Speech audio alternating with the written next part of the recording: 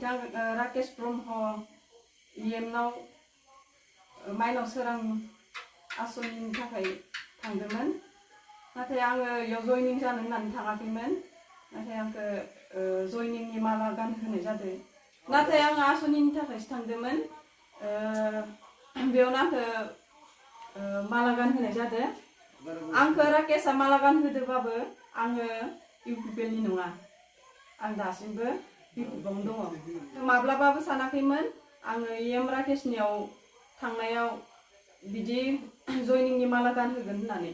आंखौ माला गानहोदोंबाबो माब्लाबाबो आं इउपिपिएलनो भट होआ। आं बिपिएफनोनो होगोन।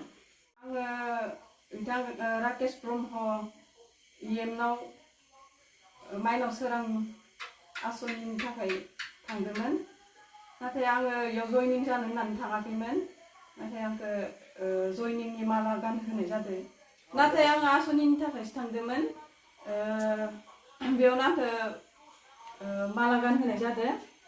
आंखौ राकेशआ माला गानहोदोंबाबो आङो इउपिपिएलनि नङा। आं दासिमबो बिपिएफआवनो दङ। माब्लाबाबो सानाखैमोन आङो इएम राकेशनियाव थांनायाव बिदि जयनिंनि माला गानहोगोन होननानै। आंखौ माला गानहोदोंबाबो माब्लाबाबो आं इउपिपिएलनो भट होआ। आं बिपिएफनोनो होगोन।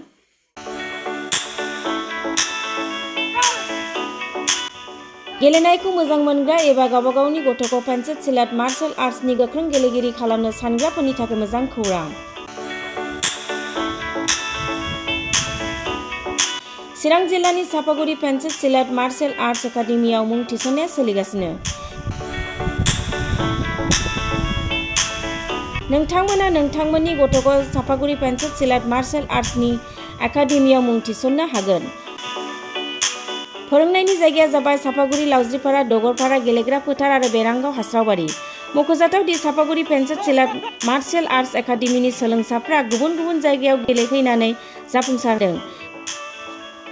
नोंथांमोनाबो नोंथांनि गथ'खौ चापागुरि पेन्सिल सिलाट मार्शल आर्ट्स एकाडेमियाव मुं थिसननानै पेन्सिल सिलाट मार्शल आर्ट्सनि आखा-फाखा गेलेगिरि खालामदो। चापागुरि पेन्सिल सिलाट मार्शल आर्ट्स एकाडेमि।